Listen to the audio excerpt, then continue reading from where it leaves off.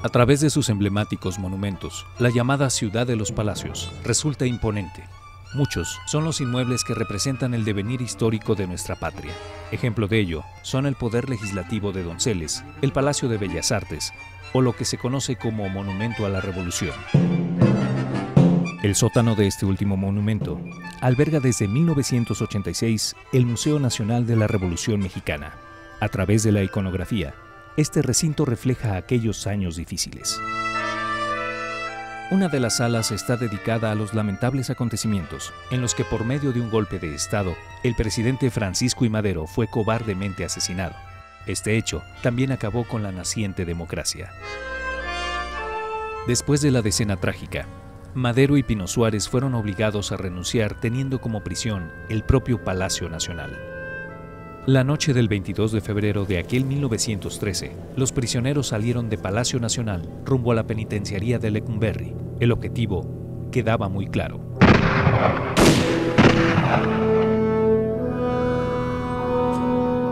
El lugar donde cayeron los mártires, hoy apenas sí es recordado con un discreto y descuidado monumento.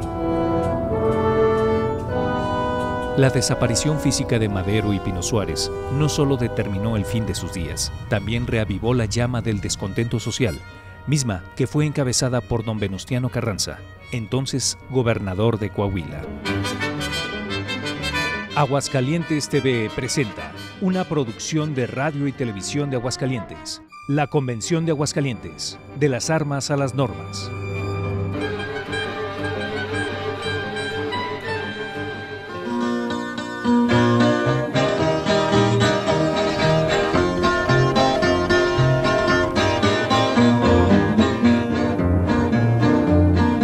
Año de 1913, que mataron a Madero y nada que aparece. Tras ordenar el asesinato de Madero, el usurpador Victoriano Huerta se declara presidente. Por ello, mientras el pueblo ve alejarse los ideales democráticos, el golpista se enfrenta a duras críticas. Victoriano Huerta traicionó 3 veces. Traicionó al ejército, al cual pertenecía como general de división. Traicionó a su jefe, a Madero, y se traicionó él mismo. Todo por la ambición y el afán de un cargo que nunca pudo ejercer, porque se levantó otro coahuilense en su contra, don Venustiano Carranza, no por venganza, de ninguna manera, no, para instaurar la legalidad, que volviera la Constitución a su cauce. Por eso al ejército que fundó aquí en Saltillo él, le llamó ejército constitucionalista.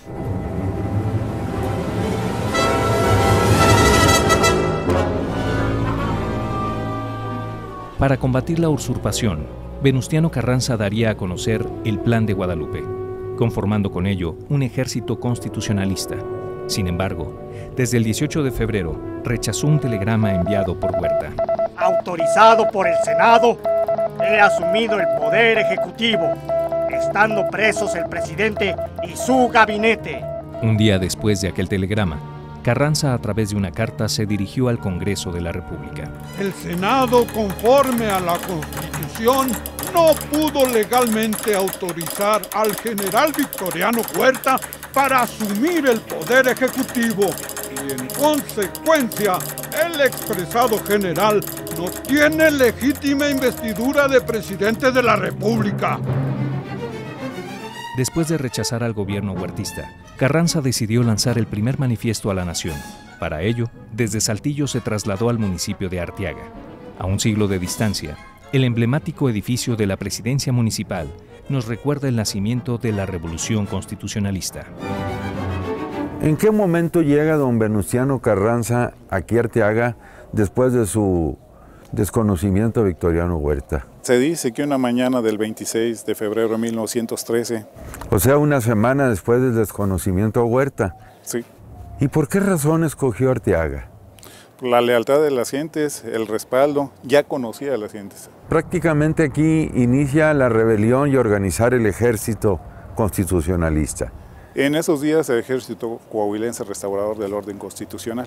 Acordémonos que hasta el 26 de marzo, cuando ya se constituyen oficialmente en la firma del Plan de Guadalupe, es cuando se le empieza a denominar Ejército Constitucionalista. Pero aquí es Ejército Coahuilense Restaurador del Orden Constitucional. Aquí parquearon todos los caballos, aquí se les recibió por el presidente municipal, no vino a invadir, no vino a exigir que lo recibieran. Pasaron las gentes, la comisión, y después lo hospedaron aquí, en la casa donde tenemos el museo, donde tenemos el archivo y el centro histórico. ¿Y despachó aquí en la presidencia municipal? Despachó en la casa. En la casa. En la casa. Ahí es donde emite el primer manifiesto a la nación. Con un manifiesto cuya frase rezaba: "La Constitución vive y grita venganza", y no obstante a un ejército incipiente, Carranza decide dar un primer golpe en Saltillo. La noche del 21 de marzo lanza una ofensiva a los huertistas que se encontraban, a los soldados federales que se encontraban acantonados en esta ciudad. Despliega las tropas, pero donde se concentra la refriega es justamente en el centro de la ciudad.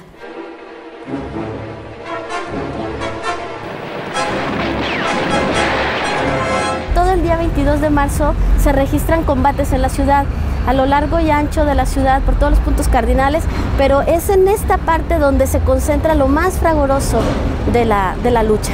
Y este es el vestigio de aquello. Estamos viendo cómo una bala pasó por aquí, se incrustó, pero no logró atravesarla.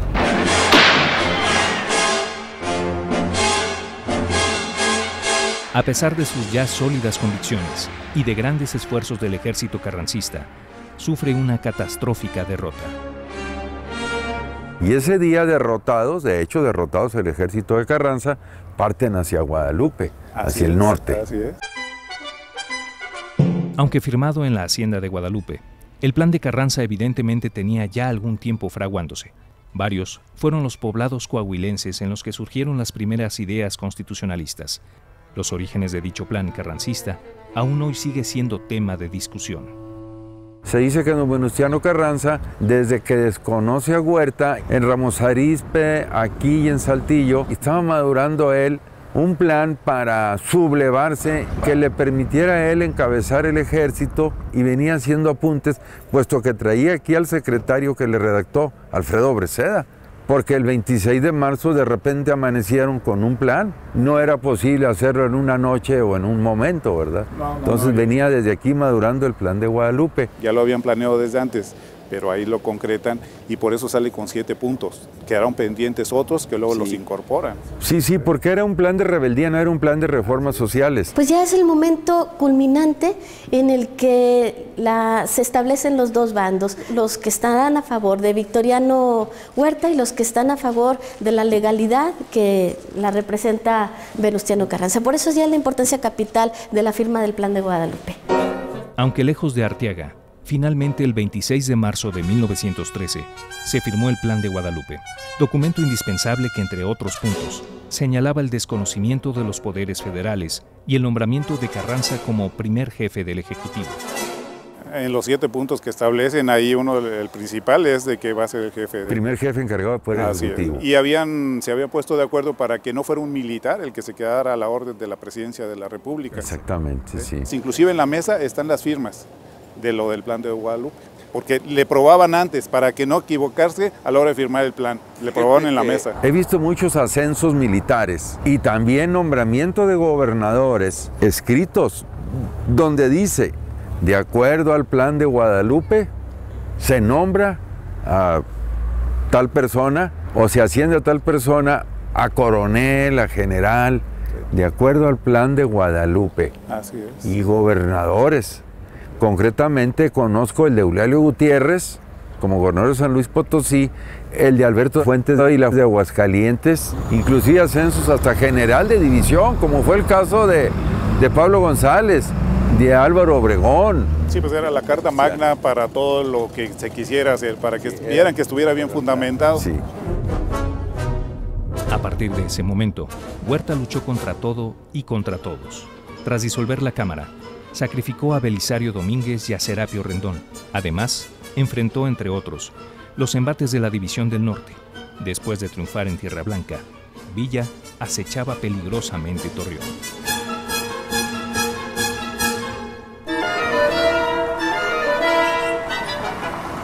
reflejo de episodios históricos en los que los ferrocarriles y el algodón jugaron un papel fundamental. Torreón, o también llamada la ciudad de los esfuerzos, siempre fue un lugar para hacer dinero. Sus emblemáticos edificios y su calle principal aún hoy así lo confirman. Los edificios que tenemos aquí atrás eran edificios que cuando se crearon, no se crearon con una intención de servirle cívicamente a la sociedad, sino que eran edificios comerciales, eran bancos. El edificio del centro, que es el Casino de la Laguna, pues se creó como el gran escenario donde las élites laguneras, los dueños del capital, los dueños de la tierra, los banqueros, se reunían para realizar todas sus negociaciones en torno de mesas de juego, en torno a los bailes, la gran aristocracia, las damas de sociedad. Y entonces se modificó el concepto de esta plaza, que originalmente fue el 2 de abril, que posteriormente se convirtió en el objetivo de todas las batallas militares. A diferencia de otros lares, la región lagunera fue un escenario recurrente para las batallas revolucionarias. Entre 1910 y 1914, la antigua hacienda del Torreón fue atacada por lo menos en 4 ocasiones. Su ubicación geográfica y su dinámica comercial definitivamente la convirtieron en el epicentro del conflicto. Hoy, sus museos recuerdan aquellos dramáticos momentos.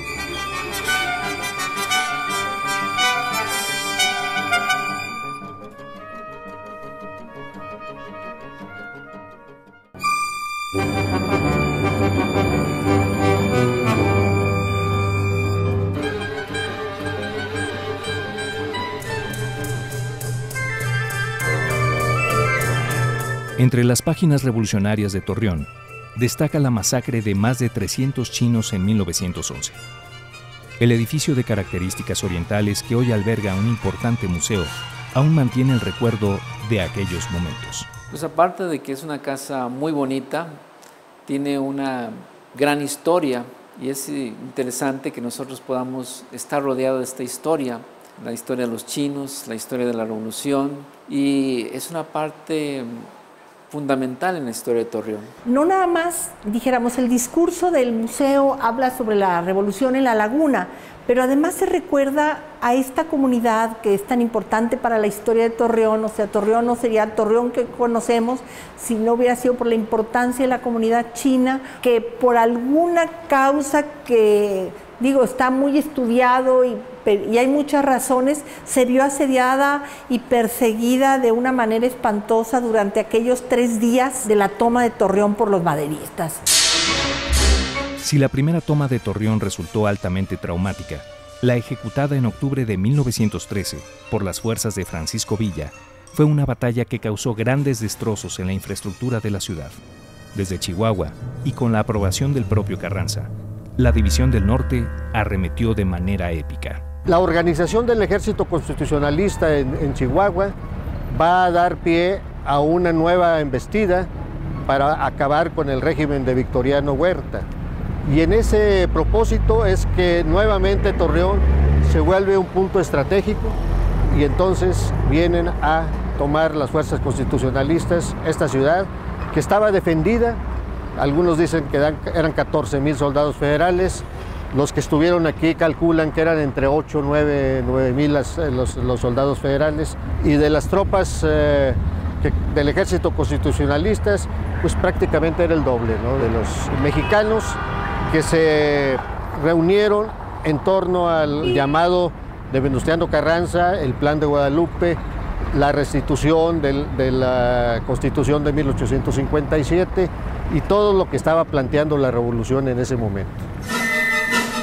A decir del historiador Friedrich Katz, la legendaria División del Norte alcanzó la cifra de 16,000 integrantes para marzo de 1914, lo que hasta ese momento era un ejército invencible que avanzó nuevamente hacia la región lagunera, escenificando, por supuesto, varias batallas. Se colocan a lo largo del río Nazas todas las tropas villistas. Se habló antes con el general Refugio Velasco por teléfono en llamadas históricas, donde se le pide la entrega de la plaza, puesto que le iban cortando partes de su poder militar. y al no ceder, casi se burla de ellos, se van acercando. Felipe Ángeles hizo hasta lo imposible por evitar los derramamientos de sangre, como lo establecían los principios militares de la época. Desde suelo duranguense, Ángeles no logró una respuesta favorable. Entonces, el propio Villa tomó el teléfono para conversar con el general Velasco. ¿Con quién hablo? Con Francisco Villa. ¿Con qué Francisco Villa, Sí, señor, servidor de usted. Muy bien, vamos para allá dentro de un momento. Prepárenos la cena. Bueno, y si no quieren molestarse, nosotros vamos para allá. Tantas tierras que han dado solo para venir a verlo. ¿Y qué? ¿Son ustedes muchos? No tantos. 2 regimientos de artillería y 10,000 muchachitos para que se entretengan. Todavía se jugaron la última carta, tratando de lograr que las tropas federales entregaran la plaza sin ofrecer resistencia. Al no lograrlo y al dudar, todavía los federales del poderío de los villistas, desde orillas del río Nazas, lanza un cañonazo de advertencia que, para mala suerte de los federales, da con una precisión milimétrica exactamente donde estaba reunida la élite del general Velasco. Ahí arriba podemos ver todavía la huella, el hueco que dejó ese cañonazo que lanza el general Felipe Ángeles. La capacidad militar y de artillería de Felipe Ángeles con esto quedaba fuera de duda.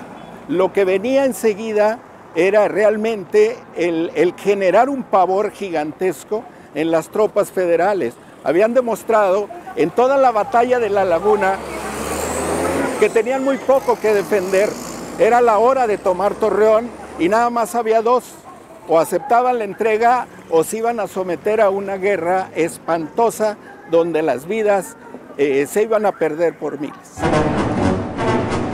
A pesar de los esfuerzos, la plaza no fue entregada, iniciándose así una feroz cadena de acciones bélicas. Aprovechando la orografía, los federales huertistas causaron gran cantidad de bajas a los revolucionarios. Sin embargo, y en torno a un olor a muerte, aquel 3 de abril, Villa logró tomar Torreón.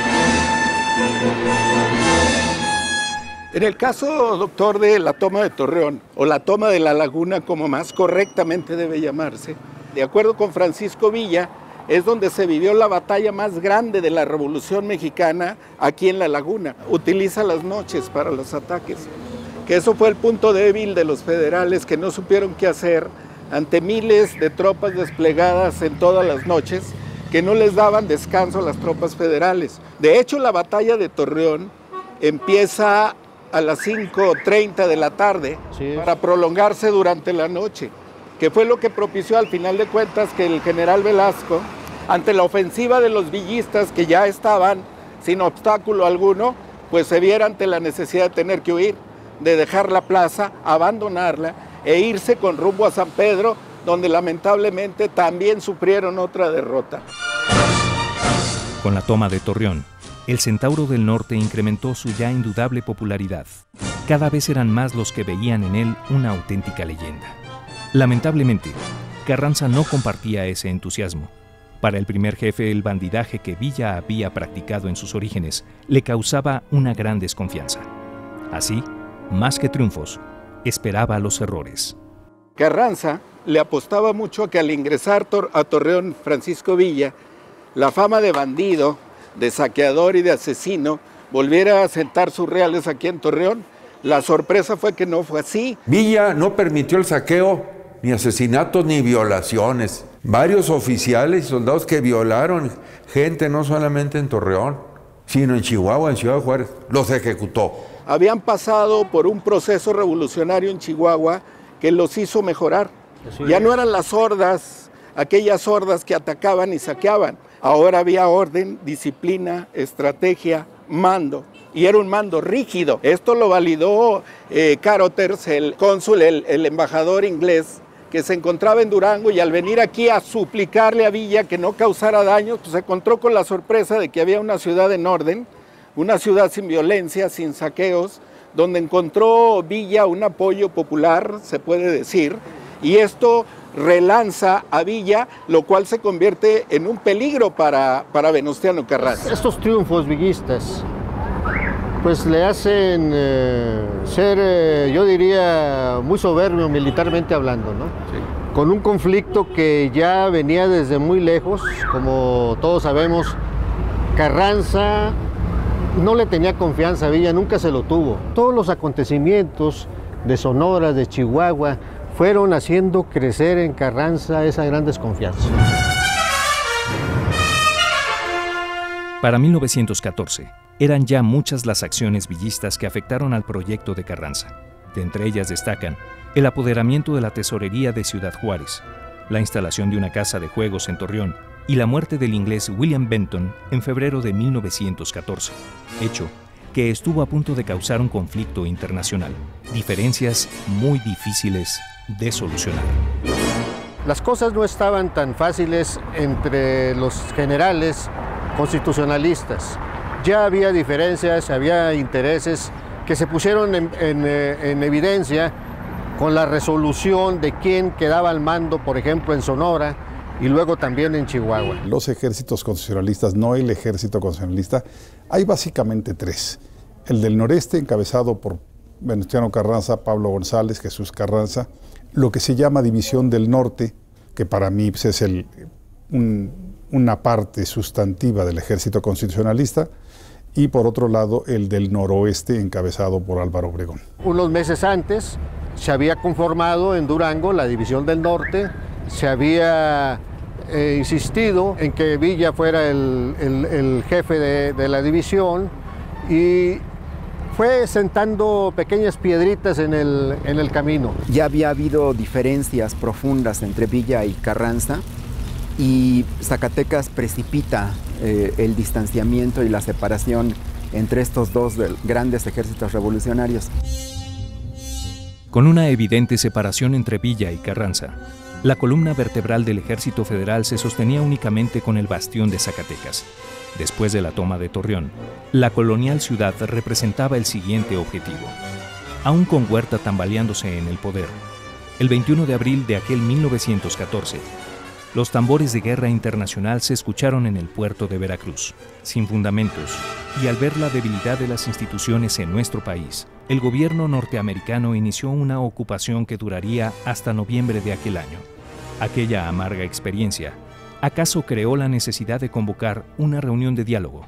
El tigre seguía suelto y aún no se había domado.